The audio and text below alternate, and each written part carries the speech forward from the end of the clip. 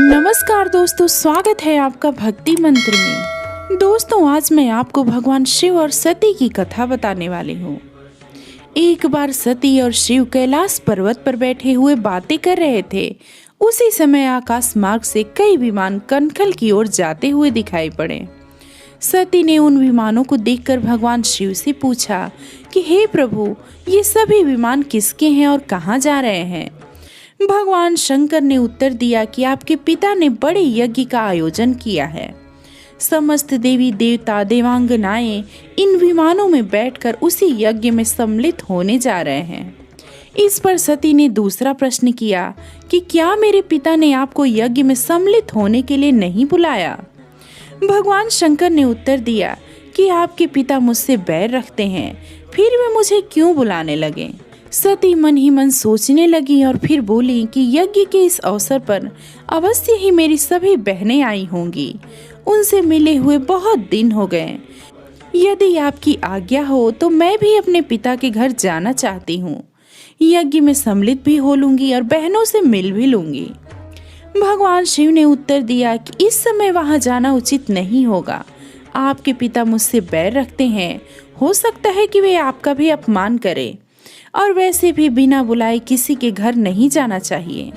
आगे भगवान शिव ने कहा कि विवाहित लड़की को बिना बुलाए पिता के घर भी नहीं जाना चाहिए, क्योंकि विवाह हो जाने पर लड़की अपने पति की हो जाती है। पिता के घर से उसका संबंध टूट जाता है। लेकिन सती अपने मायके जाने के लिए हट करने लगी। भगवान भोलेनाथ से विनती करने लगी। उनकी इच्छा देखकर भगवान शिव ने उनको मायके जाने की अनुमति दे दी। उनके साथ अपना एक गण भी भेज दिया। उस गण का नाम था वीरभद्र। सती वीरभद्र के साथ अपने पिता के घर गई। घर में सती से किसी ने भी प्रेम से बात नहीं किया। दक्ष ने उन्हें देखकर कहा कि तुम यहाँ क्या करने आई हो? तुम मेरा अपमान करने आई हो? अपनी बहनों को तो देखो, वो किस प्रकार से भांति भांति गहनों से सजी हुई सुंदर वस्त्रों से सुशोभित हो रही हैं। तुम्हारे शरीर पर मात्र बाघंबर है। तुम्हारा पति स्मशान में निवास करता है और भूतों का नायक है। वह तुम्हें बाघंबर छोड़कर और पहना भी क्या सकता है? दक्ष की इस बात से सती के हृदय में पश्चाताप होने लगा। वह सोचने लगी कि उन्होंने यहाँ आकर अच्छा नहीं किया। भगवान ठीक ही कह रहे थे कि बिना बुलाए पिता के घर भी नहीं जाना चाहिए, पर अब क्या हो सकता है? अब तो वह आ ही गई हैं। पिता के कटु और अपमानजनक शब्द सुनकर भी सती मौन रही। वे उस यज्ञ मंडल में गई जहाँ सभी देवता और ऋषि मुनि बैठे थे, तथा यज्ञ कुंड में धू धू करती हुई जलती हुई अग्नि में आहुतियां डाली जा रही थी। सती ने यज्ञ मंडप में सभी देवताओं के भाग देखे, किंतु भगवान शिव का भाग नहीं देखा। वे भगवान शिव का भाग न देखकर अपने पिता से बोली कि हे पिताश्री, यज्ञ में तो सबके भाग दिखाई पड़ रहे हैं, किंतु कैलाशपति का भाग नहीं दिख रहा। आपने उनका भाग क्यों नहीं रखा है? दक्ष ने गर्व से उत्तर दिया कि मैं तुम्हारे पति शिव को देवता नहीं समझता। वे तो भूतों का स्वामी है, नग्न रहने वाला और हड्डियों की माला धारण करने वाला है। वह देवताओं की पंक्ति में बैठने के योग्य भी नहीं है। उसे कौन भाग देगा? सती के नेत्र लाल हो गए। उनका मुखमंडल प्रलय के सूर्य की भांति तेजोदीप्त हो उठा। उन्होंने पीड़ा से तिल मिलाते हुए कहा, ओह, मैं इन शब्दों को कैसे सुन रही हूँ? मुझे धिक्कार है। देवताओं, तुम्हें भी धिक्कार है। तुम भी उस कैलाशपति के लिए इन शब्दों को कैसे सुन रहे हो, जो मंगल के प्रतीक है, जो क्षण मात्र से संपूर्ण सृष्टि को नष्ट करने की शक्ति रखते हैं। वे मेरे स्वामी हैं। नारी के लिए उसका पति ही स्वर्ग होता है। जो नारी अपने पति के लिए अपमानजनक शब्दों को सुनती है, उसे नरक में जाना पड़ता है।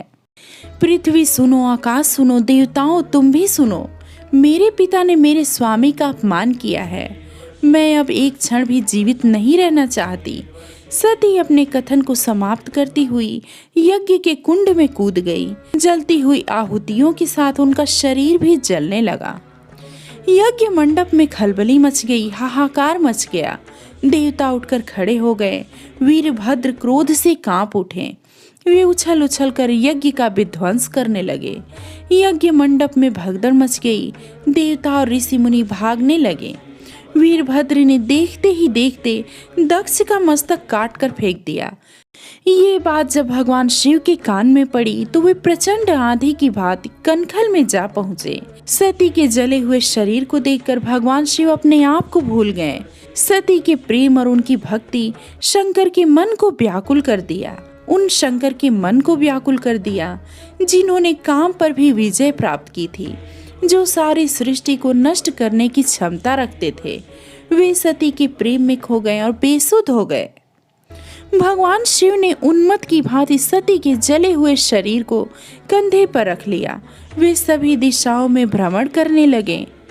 शिव और सती के इस अलौकिक प्रेम को देखकर पृथ्वी रुक गई, हवा रुक गया, जल का प्रवाह ठहर गया और देवताओं की सांसें रुकने लगीं। सृष्टि व्याकुल हो उठी। सृष्टि के प्राणी पुकारने लगे, त्राहिमाम त्राहिमाम। भयानक संकट उपस्थित देखकर सृष्टि के पालक भगवान विष्णु आए। वे भगवान शिव की बेसुधी में अपने चक्र से सती के एक एक अंग को काट काट कर गिराने लगे। धरती पर 51 स्थानों में सती के अंग कट कट कर गिरे। जब सती के सारे अंग कट कर गिर गए तो भगवान शिव पुनः अपने आप में आए। वे अपने आप में आए तो पुनः सृष्टि के सारे कार्य चलने लगे। धरती पर जो 51 स्थानों में सती के अंग कटकर गिरे थे, वही स्थान आज शक्तिपीठ माने जाते हैं। आज भी उन स्थानों में सती का पूजन होता है, उपासना होती है। धन्य था शिव और सती का प्रेम। दोस्तों, मैं उम्मीद करूंगी ये कथा आपको जरूर अच्छी लगी होगी। आप अपने विचार कमेंट में जरूर बताएं। साथ ही अगर कोई सुझाव हो तो वो भी बताएं। चैनल पे अगर आप नए हैं तो मेरे चैनल को सब्सक्राइब जरूर करें, वीडियो को लाइक करें और ऐसे ही आप हमें प्रोत्साहित करते रहें। मिलते हैं कुछ और नई कथा के साथ। तब तक के लिए राधे राधे।